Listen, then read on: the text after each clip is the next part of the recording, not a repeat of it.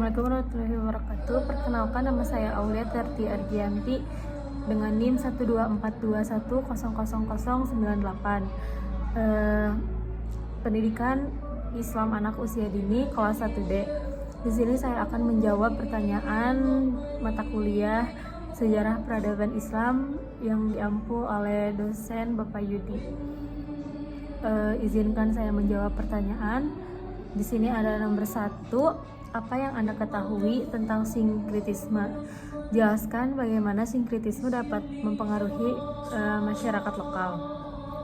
Kalau menurut saya tuh sinkretisme adalah proses pencampuran dua atau lebih sistem kepercayaan budaya atau tradisi yang berbeda sehingga membentuk sesuatu yang baru. Biasanya terjadi ketika budaya lokal bertemu dengan ajaran atau agama dari luar, seperti dalam kasus Islam, Kristen, atau Hindu yang masuk ke wilayah tertentu. Terus pengaruhnya tuh ada pengaruh sinkretisme terhadap masyarakat lokal tuh yang pertama tuh memudahkan penerimaan budaya atau agama baru. Jadi masyarakat lokal bakal tetap bisa mempertahankan tradisi lama sambil mengadopsi nilai-nilai ajaran barunya. Terus kalau misalnya yang kedua tuh membentuk identitas baru, jadi menciptakan identitas unik gitu yang baru. Terus yang ketiga tuh ada mengurangi ketegangan budaya. Terus proses ini tuh membantu menciptakan harmoni dan menghindari benturan antara kepercayaan lokal dengan ajaran baru. Terus soal yang kedua ada apa yang menyebabkan terjadinya Arab Spring.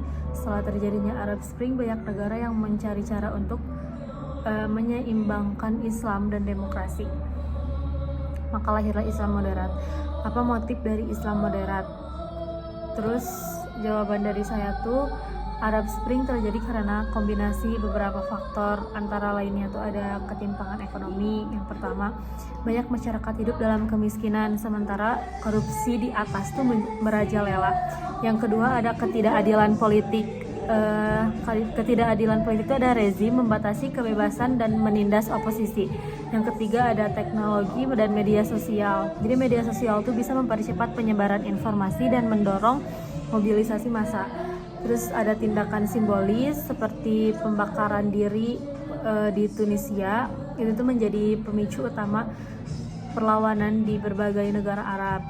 Terus motif lahirnya Islam moderat. Jadi Islam moderat berusaha memadukan nilai-nilai Islam dengan sistem demokratis. Terus ada menekankan ekstremisme. Islam moderat muncul sebagai alternatif bagi kelompok ekstremis.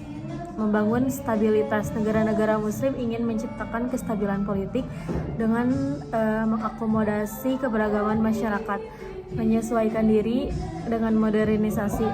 Itu tuh seperti Islam moderat mencoba mengadaptasi ajaran agama dengan lebih relevan dan perkembangan zaman dan tuntutan globalisasi. Terus soal yang nomor 3. Nomor 3 di sini ada setelah Utsmaniyah runtuh, kaum Islam menghadapi penaklukan yang menyebabkan inferioritas umat. Apa faktor penyebabnya dan apa yang muncul di tengah perasaan interior ini? Jawabannya itu penyebab inferioritas umat Islam setelah runtuhnya Khalifah Utsmaniyah. Di kolonialisme barat, negara-negara muslim dijajah oleh bangsa Eropa mengakibatkan kemunduran politik dan ekonomi.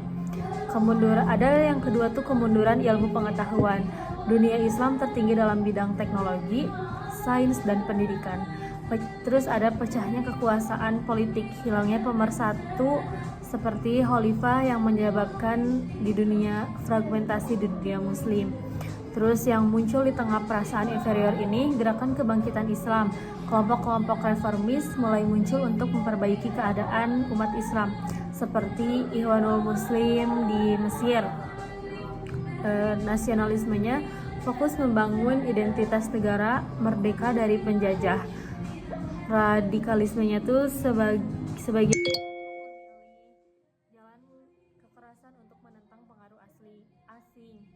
Pemikiran modernisnya muncul ide-ide untuk memerdinasikan pemahaman Islam agar sesuai dengan perkembangan zaman.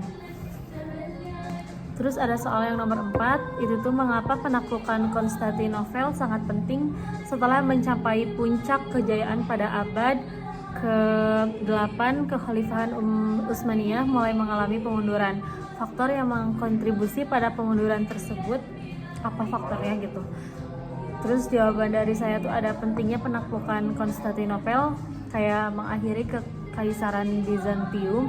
Jatuhnya Konstantinopel menandai berakhirnya kekuatan Kristen di timur. Terus kontrol strategisnya tuh ada Konstantinopel menjadi pusat perdagangan penting antara Eropa dan Asia, mengukuhkan Utsmaniyah. Keberhasilan ini mengangkat nama kekaisaran Utsmaniyah sebagai kekuatan besar di dunia.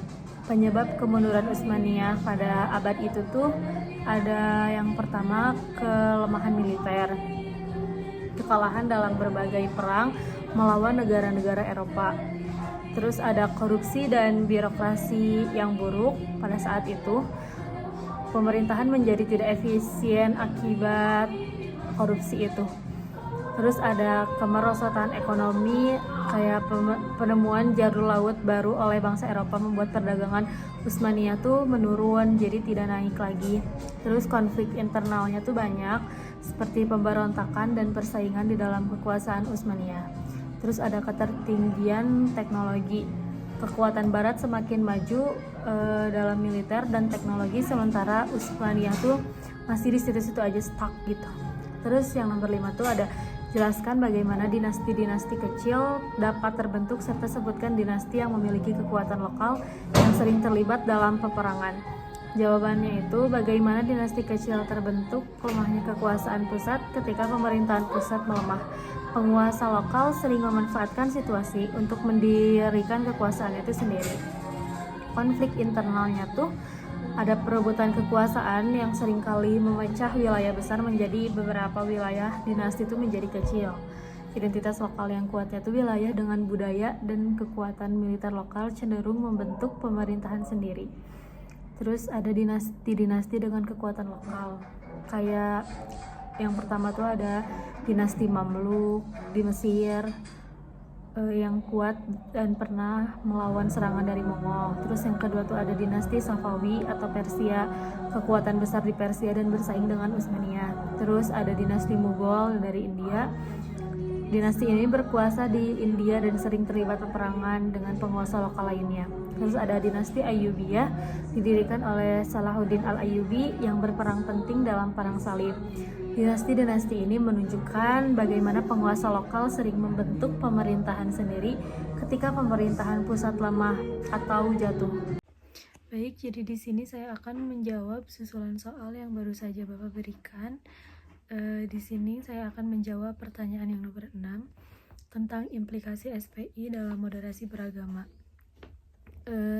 Jadi SPI itu memiliki peran penting dalam moderasi beragama karena mendukung pemahaman yang inklusif, toleran, dan berimbang dalam keberagaman keyakinan.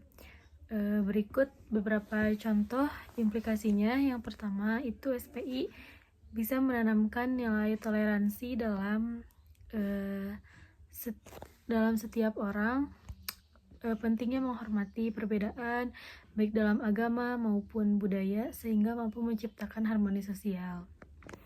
Terus yang kedua tuh ada membentuk sikap moderat, ada baik dalam pemikiran maupun praktik keagamaannya dengan mengkedepankan pemahaman yang mendalam dan seimbang.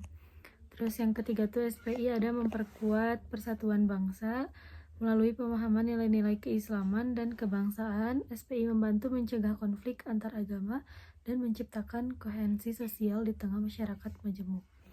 Terus yang keempat tuh ada meningkatkan pemahaman yang kritis dan bijak.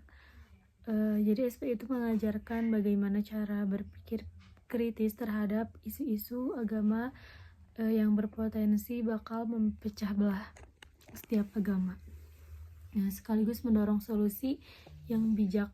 Jadi untuk menghadapinya tuh seperti apa kayak gitu. Terus tuh membentuk generasi yang berakhlak mulia. SPI tidak hanya membahas aspek ritual agama, tetapi aspek etika dan moral yang mendukung terciptanya generasi yang berbudi pekerti luhur. Terus saya juga akan menjawab soal nomor 7. Ibrah dari pelajaran SPI dalam bersikap tuh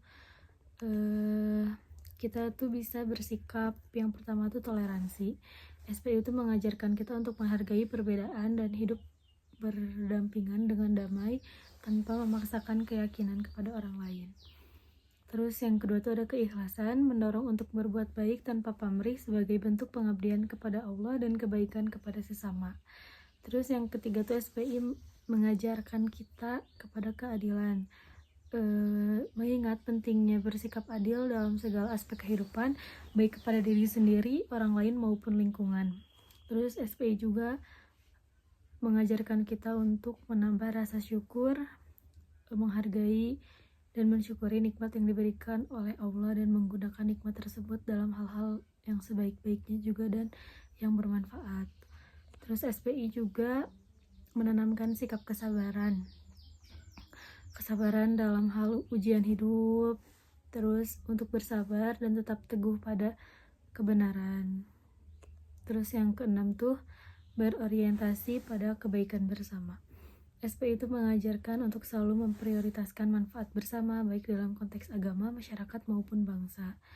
Melalui pelajaran SPI itu, kita dapat menjadi individu yang tidak hanya beriman, tetapi juga memiliki dampak positif bagi lingkungan sekitar yang tadi saya sebutkan. Cukup sekian pertanyaan soal UAS yang bisa saya jawab. Sekian dari saya. Wassalamualaikum warahmatullahi wabarakatuh.